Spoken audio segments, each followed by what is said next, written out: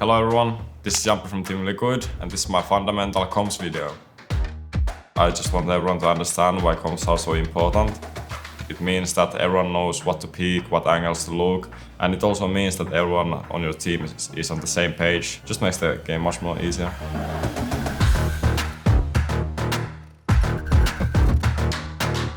There's lots of types of information you can give to your teammates, but I would say the most important ones are the damage dealt and the agent positions they are playing. He starts.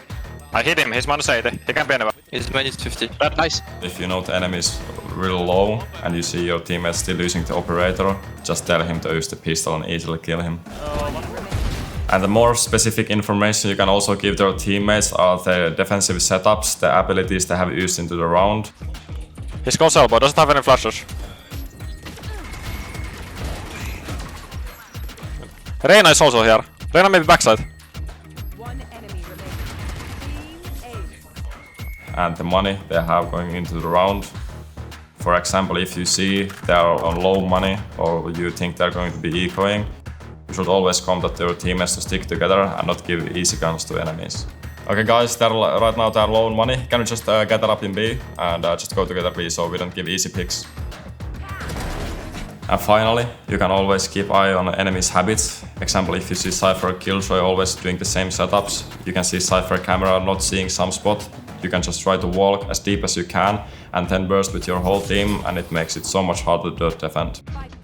In my opinion, the bad comms are usually very unclear, so just try to keep it calm and simple when you are communicating on your team.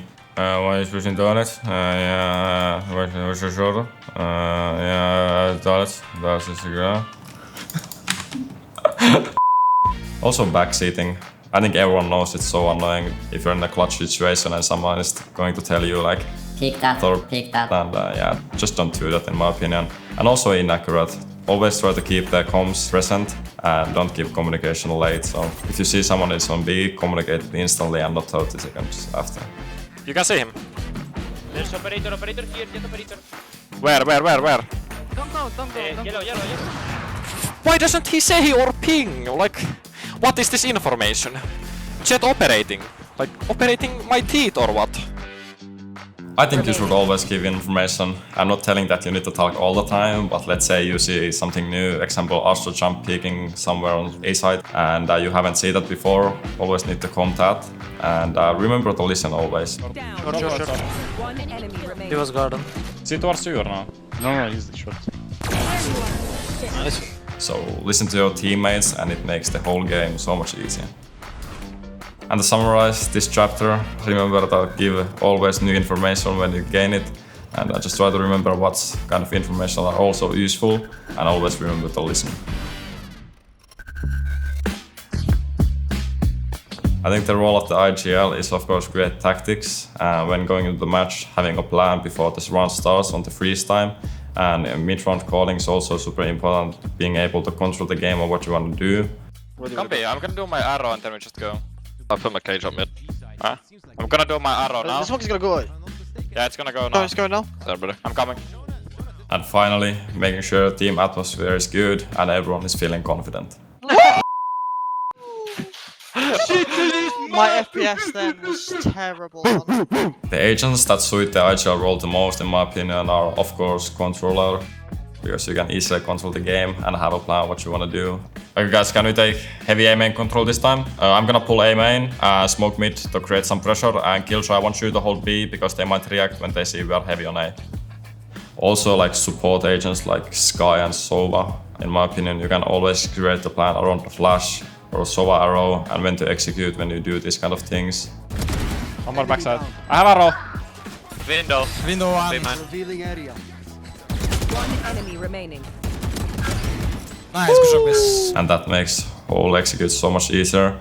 And I think also important is that not play duelist that much, because when you are playing duelist you need to of course look at loads of your crosshair and do entry fragging, clear corners fast, and when you're playing controllers you need to look loads of minimap and you cannot focus that much on your crosshair.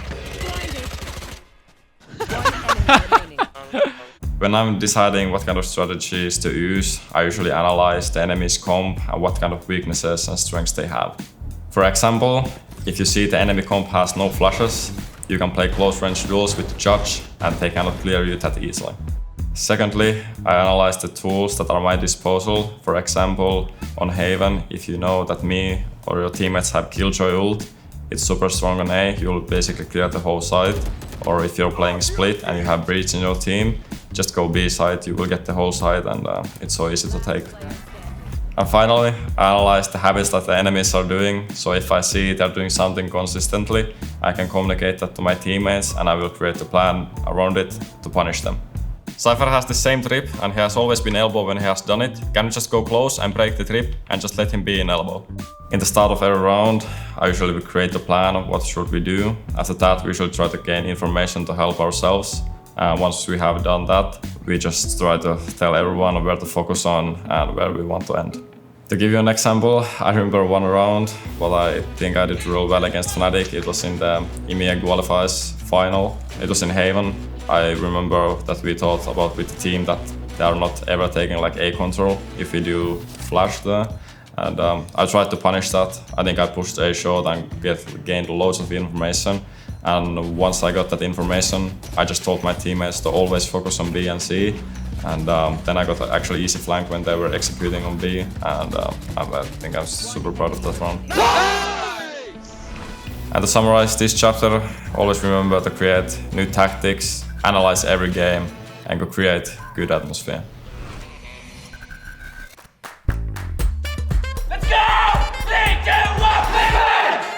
In my opinion, it's important to hype your team before the match. Let's enjoy this moment.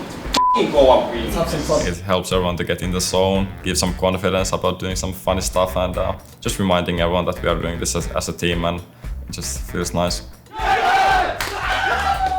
Things I like to do before the match is just doing some barking, you know. Everyone likes that and gets some, you know, fun and woo. And then we have the clapping, you know. 3, 2, 1! I think that's the sign when we do that the match is about to start and it gets everyone in the zone.